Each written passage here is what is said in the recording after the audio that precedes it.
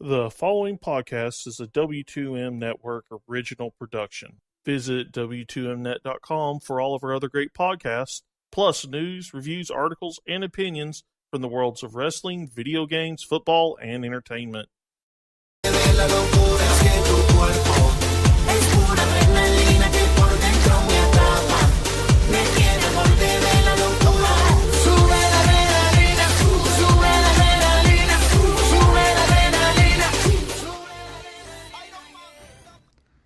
Hello and welcome to another special edition World Cup Group C preview of Soccer to the Max here.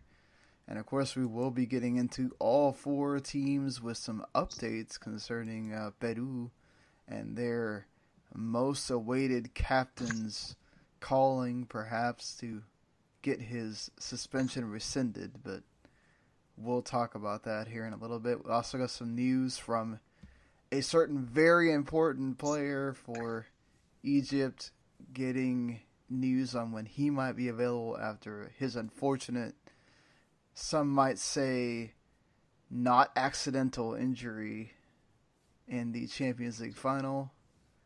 A certain guy that we've already talked about, Sergio Ramos, apparently did the same thing to Dani Alves last year. So, you know, sometimes when you're a dirty player, it just does not escape you. But, yeah, we'll talk about Peru, we'll talk about Denmark, France, and Australia here. Rachel has France, I'm in charge of Denmark and Peru, and Eric is talking about those Aussies. So. I feel weird talking about a little bit of a different kind of Australian football this time of year. But hey, if Sergio Ramos wants to cross codes and goon it up in the AFL, there are teams that would welcome him. I'm sure they would, to knock him straight on his ass, too. So, yeah, let's begin with that. So apparently, before we get into that, let's talk about a group that we've already discussed, because this really could actually help Russia a ton. I'm sorry, but it doesn't matter what happens, I'm not giving Saudi Arabia any kind of effect here. That maybe that means they might get a point or something, but Mohamed Salah had a separated shoulder, I think it was, after getting pulled down awkwardly by Sergio Ramos in the Champions League final. Apparently, he will at least miss the first two games of the group, and he'd be able to come back for the Saudi Arabia game. This makes that Russia-Egypt game that was already super important even more important, and they're going to have to do it without their best player to get something out of that. If they can't get anything out of the Uruguay game, that's not a total given that Uruguay wins, but you'd imagine without Salah there, that makes it really difficult, because if Liverpool, who has way better players than the Egypt national team, took an absolute destroying hit when he went down, you can imagine what this does to Egypt. So, obviously they have friendlies to play. We can see how they play without him, but do you think that Russia's is definitely to win here, or you think Egypt still has a shot even without Salah to make it to that final game, and you'd expect they get the 3 points there, and then it's really all about goal difference at that point, you'd think? I'm going to say Russia if Fedor Smolov and Igor Akinfeev can stay healthy. What do you think, Eric? This does put Russia really much into the mix. Well, with these first two games, now I could see Russia potentially fighting for that second spot, match day 3. Again, this basically means, all in all, they're not going to entirely avoid, the Putin pressure and the polonium soup. They can ease up a little bit, but it's still tenuous. Yeah, I mean, Egypt, if they can somehow get the 3 points in one of those games, they would really be in a nice spot where they could kind of just hinge their bets on what you'd expect is the lesser team of the entire group in Saudi Arabia. as we discussed already, for Salah to come back, but obviously it's not a total given that he does come back and that he comes back at full strength, because we've seen a lot of players have problems with shoulders and then they have a problem with the shoulder again because it's an easy target for defenders. So that might be an issue too. And Liverpool's already come out and said that they don't want him rushing himself back to play in the World Cup either, but you'd expect that from your club. But I don't know. This is one of those. This is the World Cup. This is not African Cup of Nations. This is not some friendly. This is the freaking World Cup. You only get so many of those. You do, and I kind of applaud Egypt for even saying they're not going to rush him back because it's the World Cup. They would rather have them there for at least a match closer to 100% rather than potentially all 3 matches when he's 50, 60%. So they're taking a bit of a gamble, but I think with this mentality, protecting their star, it's going to pay off. Certainly. You'd hope so, at least. But we'll see how his recovery goes as the tournament happens. That's sometimes one of the crappy things about being in one of the early groups. Sometimes when those things happen, you don't get as much of a break as some of the other groups that wait to play. And yeah, perhaps if he was in one of the later groups, he wouldn't be missing as much time. But speaking of stars, one of the squads that is full of them and even has enough to field a team with players that they left at home, France is one of those. They got super close to winning the Euros at home in France 2 years ago. Here they are as one of the favorites to win this year, you would expect.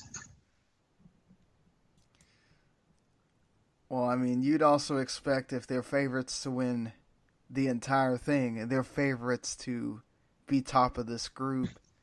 But this group isn't super easy. You've got Australia, who can always be pesky. We saw it at the Confederations Cup. Yeah, I mean, you've got Denmark, who had to get through on the playoffs, but they have Christian Eriksen and everybody else. And I'm sorry about the technical difficulties we're having. It's something I can't figure out at the moment. So I don't know what this is. So, and unfortunately, as we'll talk about with Peru, they have something that might dim their hopes a lot, considering their whole nation has waited 36 years to be here again. But I'll talk about that when we get to Peru. But Rachel, I mean, this is a complete embarrassment of riches here for France. Yeah, and the nice... Oh, sorry, go ahead. No, just, like, it'd be insane if they don't get out of this group. There's a nice mixture of younger players and older players, and nobody has more than 100 appearances. Goalkeeper Hugo Lloris has 96 so far, plays club for Tottenham Hotspur. He's the captain of the team, but I mean, Sean, I think you said it perfectly. Like, they are just spoiled. Everyone knows Paul Pogba. Everyone knows Olivier Giroud, and there's just so many good names on here. And they really, I mean, this is, like I said, you said it best. This is a team that there's a lot of pressure hanging on the shoulders. There's only one uncapped player, and that's their third string goalkeeper. So everyone has a little bit of experience. They just recently had a friendly against Ireland on the 28th where they won 2-0. They have another friendly against Italy, who, as we all know, did not qualify for the World Cup, on June 1st. And then they have another one against, lo and behold, another, sadly, non-qualified team, the United States, on June 9th. So I think while those teams aren't qualified, I think those are matches that are going to help France. I think it's going to give their manager time to figure out what he wants to do with his starting 11. But this is just, I mean, the depth is just so immense. And I mean, worst case scenario, say someone gets injured, they have the depth. One thing I thought that was interesting was, even though there's some experience, there are 4 players with double-digit caps in their defender pool. All of them, except for Aldi Rami, are under the age of 25. It's 22, 23, 24, 25. And that's a really interesting pinpoint for a young defense, especially when you are in a group like theirs. No, yeah, certainly. And, I mean, look, Eric, I mean, let me just give you some of the players that are not coming here. They're not even making the trip. Kingsley Coman, who plays for Bayern. Anthony Martial, who plays for Manchester United and was one of the actual players that flourished with Mourinho at the helm on this year for Manchester United. You have guys that are Lacazette is not coming. I mean, those just 3. There's probably an entire squad that's not coming that could replace some of these people. It's absolutely ridiculous. They were in a rather sort of tough group. They had the Netherlands. They had Sweden, who wound up, placing second and making it into the World Cup. But they also had games where they played not great against lesser competition in Bulgaria, Belarus, Luxembourg. Sometimes made you think about Deschamps' tactics and what he was trying to do. But honestly, I mean, you're talking about at every position on the field, you have Rafael Varane, who plays for Real Madrid. You have Samuel Muti, who plays for Barcelona. I mean, Pogba and N'Golo Kante are your midfielders in the middle. I mean, who's going to get past them, first of all? Let alone getting past the defense. And then, I mean, Lloris is not, he's prone to having some gaffes. So if you do catch him on the counter, there's that chance. But, I mean, there's not going to be too many of them. And if you mess up defensively, if you're one of these other teams, Australia or Peru or Denmark, you've got Kylian Mbappe coming at you. You've got Antoine Griezmann coming at you. You've got Dembele, who may also not even make the squad either. Olivier Giroud didn't play that great at Chelsea, but he's still there as well. It's insane. I think the only thing that could hurt France is themselves.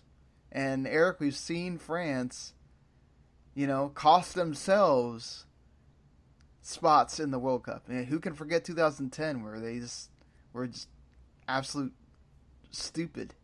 I guess that's possible again, but man. Well, I mean, at this point, anything is possible, but I don't even have to go back to 2010. I'm still, and I know I'm harping on this a little bit, going after the disappointment of what happened on home soil just 2 years ago. France, everything was set up for them to win. Look what happened against Portugal. Very tough, gritty defensive effort. And Didier Deschamps, he said, we're not going to go through this again. So now he has made sure to get the absolute best of the best up and down the pitch. And when, let's face it, France, still one of the top countries in the world, domestically one of the top 5 leagues, and you have a lot of players playing in other top 5 leagues, he is being particularly careful in saying, if you're not 100% on board to play this particular style and to play to win the tournament, you're going home. Yeah, I mean, that's the way it should be, though. But sometimes you need those moments, those almost moments, and we've seen this many times with teams. They get that, oh, we almost got there, and then the next time they have a chance, they take it and they win. So when we make those, ultimate predictions on the 10th, we'll see if anybody picks France. But I mean, Rachel, it's like that, like 0.1%, right? That France is not topping this group. Yeah, I mean, it's so hard to go against what they have. And like I said, if like worst comes to worst, if they do have an injury or two, they have the depth to get right back into it. I mean, this is a team that has a lot of pressure on them. So if anything, I think the pressure might be the thing that gets them. But I don't know. I feel like they have a good chance of making it pretty far in the tournament. Yeah, I mean, last World Cup they lost to the eventual champions, so I think that says a lot there as well. But they've come so close many times. A lot of these guys are, like you said, no one has over 100 caps, but they're not inexperienced either. So you've got, I think this is like almost the perfect mesh of young and veteran. This is one of the teams you're going to be watching the entire time. If somebody shock defeats them that's not one of the other favorites, it's going to be crazy. So tough task for the rest of the teams in this group, and the other sort of favorite team, I guess, especially with what's going on to Peru, is Denmark, because they have talent in various places. But they have one man that everybody's going to be looking at here in Tottenham's Christian Eriksen. He scored 10 goals, had 11 assists in the Premier League this season. Only missed one game, by the way, in the Premier League. And he also scored 8 goals in qualifying. So this is a guy that's the playmaker and also the scorer. He can hit the free kick as well. So he has so many different ways to get at you. So if you try to, and I mean, there's gonna be that whole. I'm sure there's gonna be the kick at Christian Eriksen, take him out of the game, make somebody else beat them, and they have other guys that can certainly do it. So you don't want to totally focus on him so much because, I mean, you have up front. I can't believe I'm saying this name, guys, because when he was at Arsenal, you're sitting there going, okay, he's gone. Nobody's going to think of it again. But Nicholas Bentner has come back on to the world stage and actually done something in Norway and scored a ton of goals this season. He scored 22 goals this season. I mean, yeah, it's Norway, but still, it's amazing to me we're talking about this guy again after like just being banished away from Arsenal. They also have Andreas Cornelius, who played at Atalanta this season in Italy. So as far as going forward goes, you're covered there. And Simon Kjaer from Sevilla, he's there. They've got various guys defensively, and if anything, put it all on on Kasper Schmeichel to maybe win you one of these games or cover you for the draw. And that might be what Denmark needs. Maybe a 1 or 2 draws and a win. You know, get a draw against France, get a win against, one of the other 2 teams, get another draw, and that might be enough to get them through into that second spot. But if that's the one team I'm looking at that might give France a problem. And especially because they're coming in, they missed the World Cup last go around, so they haven't been around since 2010. Yeah, I think watch everything for Denmark, and can Christian Eriksen keep pulling on the magic that he's been doing at Spurs?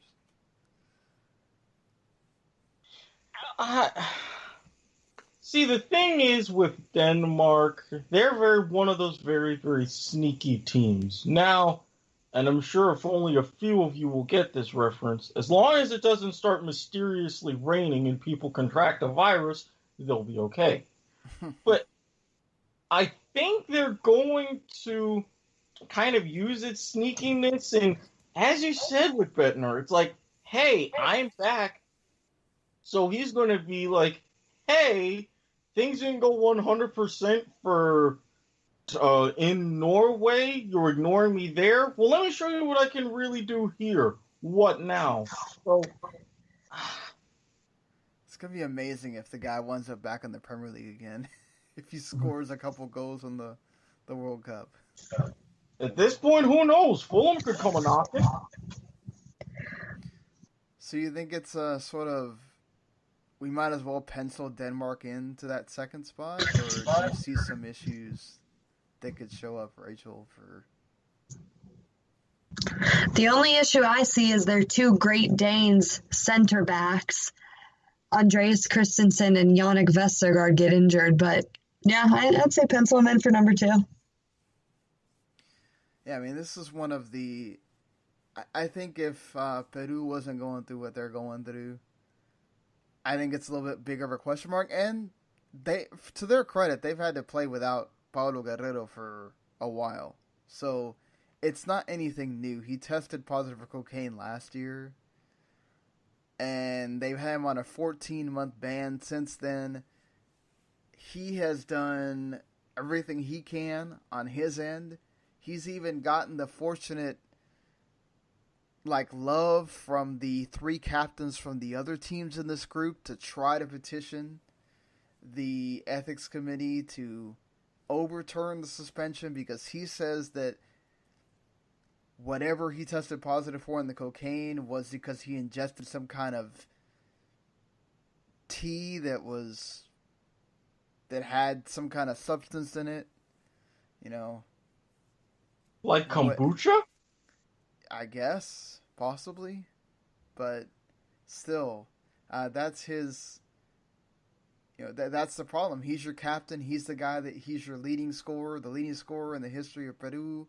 I mean, you're looking at somebody they're going to miss dearly here, and considering they haven't been around since 1982 at the World Cup, this entire nation was really ready to embrace Paolo Guerrero and carry this team, but now they're going to have to be more of a group ready to take the reins. Jefferson Farfan is still here. Raul Ridas is going to be the guys you're looking at. Farfan actually comes from winning the Russian Premier League with Lokomotiv. So, he's got winning in his blood. He also played for PSV Eindhoven when they were, the class of the Eredivisie over there as well. So, he's got that pedigree, but yeah, I mean, you're missing a huge goal drought there that they're going to have to cover from. So you might have to rely on being a bit more defensive and just seeing if you can get on the counter and score. There is a certain Orlando player, Yoshima Yotun, that Erik is very familiar with, who will be at the World Cup for Peru as well. So what do you think, Erik? At least I can root with some MLS ties over there. Boy. But honestly, I think Peru is going to be very unlucky. I mean, granted, especially with their situation, they're not even in the most turmoil of any team in that group. That's Australia. But I don't know if they're going to come in with the mentality of, hey, after all this time, we're happy to be here, and they're already kind of getting excuses, but it wouldn't surprise me if it eventually goes down that route. To be fair, I think that's one of the bad things about having this whole drama with Guerrero happening right now, is because that would be in the rearview mirror, and we would be focusing more on the team that's there, and you wouldn't necessarily be making those excuses. But because you're trying to get him into the team right now, that's the focus, and he's not even on the pitch. So these other players that people should be paying attention to and saying, okay, can them as a team sort of come together and make waves still in this group? Instead, you're talking about the one guy that's, yes, they're a major player, but he may not play, period. And you've been doing this entire thing, and that hangs a cloud over the team. And can they overcome that? That's difficult. Yeah, and I don't know. And the fact that, as we were talking about before, they're going to draw that situation out as long as they possibly can. So that cloud is going to grow darker and darker and darker.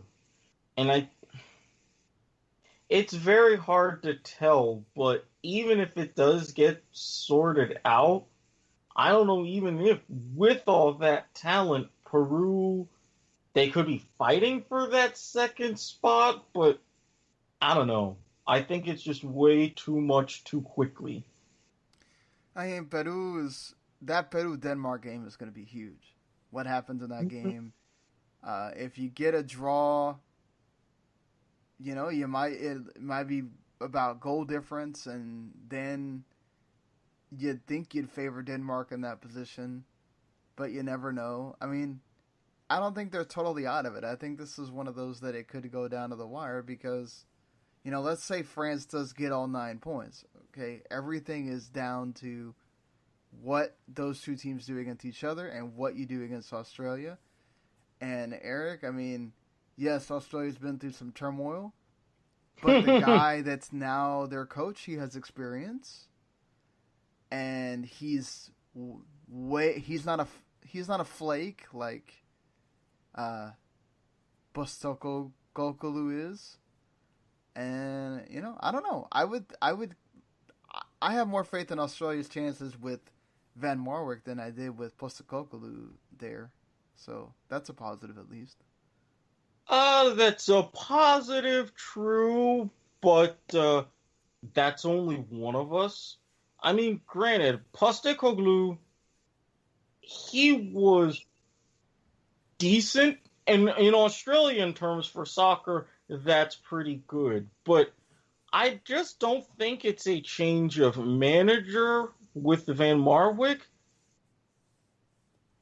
There is a major, well, I can't say major.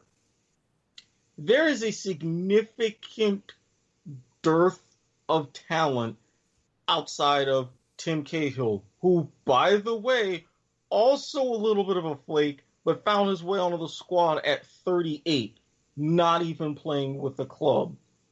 But really, and you talk about with these teams and their defensive tactics, you only have, out of the 7 defenders Australia has on their current roster, 3 have more than 6 caps. One of them is completely uncapped. That's an issue. And with the makeup of the team, are you going to try to do a 3-4-3? Are you going to do a 3-5-2? Because you obviously brought 7 strikers on the squad for a reason. I don't know. I think Australia, I'm not seeing where points could come from for this team. Yeah, I mean, their best player is Aaron Moy, not named Tim Cahill. And, it's just, I think the problem is that Tim Cahill is basically your super sub at this point. So, he's not going to be, I mean, unless you just feel like you need his energy and you got to start him or whatever and they're desperate. But you're bringing 7 strikers because you don't even know who the hell you're going to pick to start to cover until, the 50th or 60th minute where you could bring Cahill in and he could play for, 40 minutes. But I just can't imagine he could play the whole game at 38. Yes, he can deliver magic. He can deliver that ball in the box, playing the offside. He can deliver the header off the corner. That's all you need sometimes to get that one goal and then just hold on for dear life, park the bus and do what you can. But I just don't know. I mean, their friendly games are going to be interesting to watch because who the heck comes out of there as somebody you can depend on up front? Are they going to need players in their midfield to do something, have to shoot from distance or something like that to get anything going? But like you said, Eric, I don't know where anything's going to come from Australia. They could get absolutely wiped. I mean, you'd imagine with France, they're going to wipe them off the floor. Denmark could do the same thing. I mean, Australia could come in and be one of the worst teams in the entire. Their last two friendlies, 4-1 away to Norway, loss. In London against Colombia, a 0-0 draw. Would be interesting to see who Colombia brought to that game. Yeah. So then you've got your two more. You're playing the Czech Republic and Austria, and then you're playing in Hungary. Wow. This is potential. This could be a potential embarrassment for the Socceroos because they have nobody to blame really but themselves. You've got. Well, I mean, it's unfortunate that you have the coaching situation. The dude stays there till the end of qualifying. You beat Honduras, and then your coach leaves. Mm-hmm. It's like, really?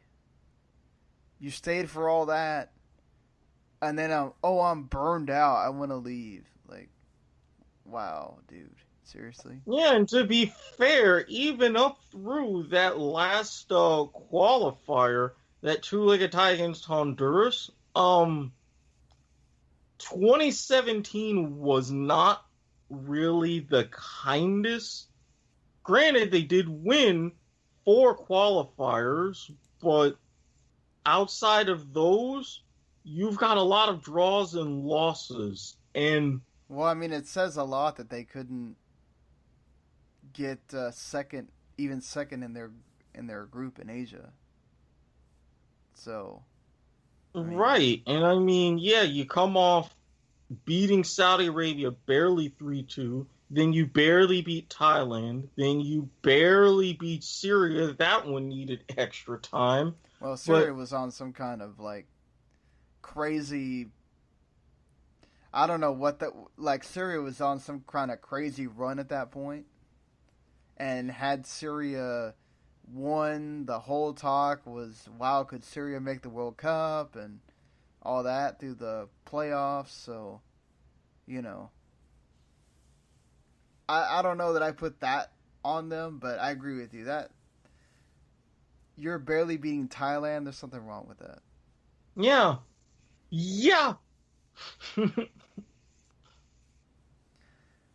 Unless we forget what happened in the Confederations Cup, because whoa. I mean, I'm sure that they wouldn't be happy, but if they got a draw, a point, I mean, I think that would be a positive for them. On an outsider's looking in, right? I mean, that would be totally disappointing for Tim Cahill's last World Cup ever to.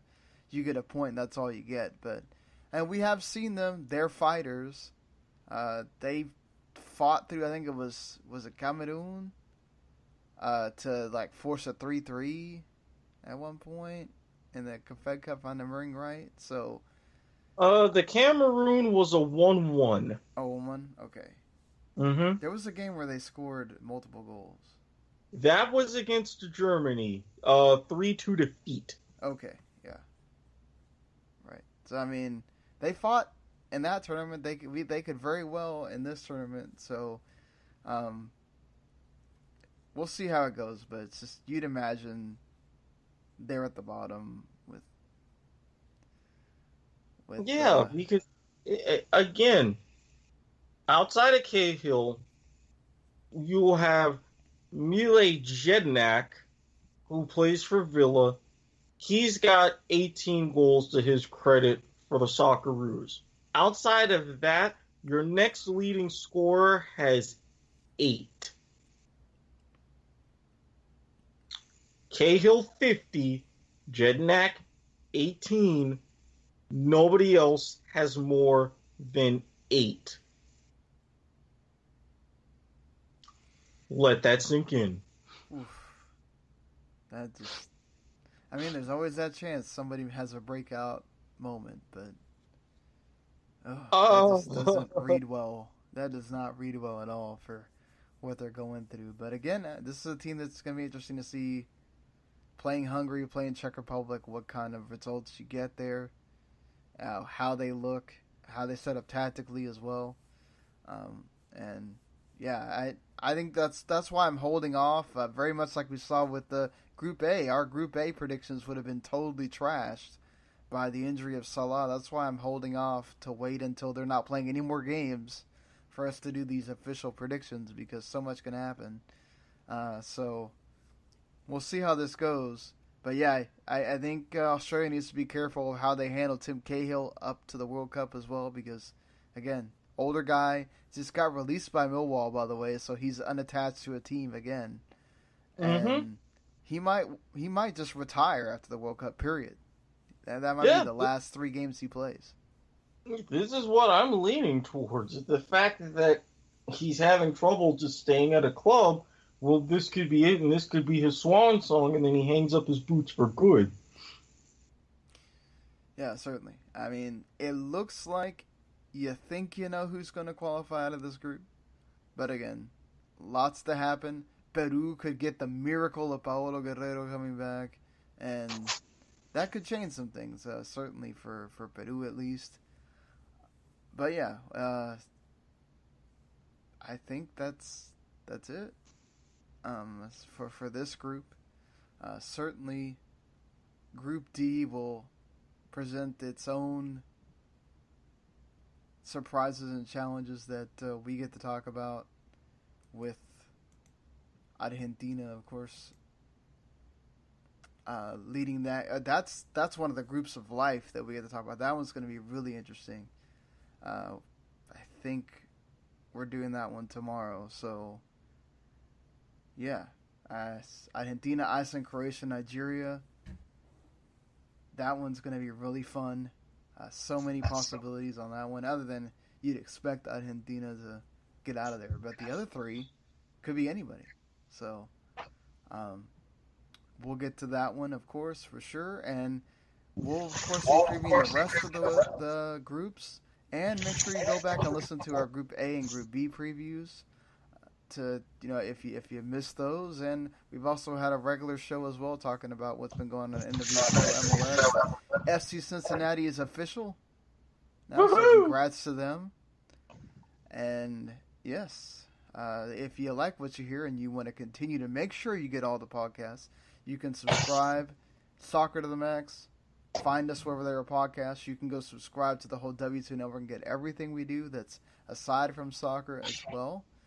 And you can also go subscribe on Last Word Radio as well. You can check out the Last Word SC podcast, which gives you more they get more in depth on MLS. So we talk a bit more NWSL than MLS. They talk way into MLS. So if you're a Major League Soccer fan, make sure you check out that Last Word SC with Matt Pollard, my buddy, and everybody else over there at Last Word Soccer. And of course, go over there to read Rachel's terrific Seattle Sounders recaps. And even though, Seattle Sounders are disappointing this season, you can also read her incredible NWSL recaps too.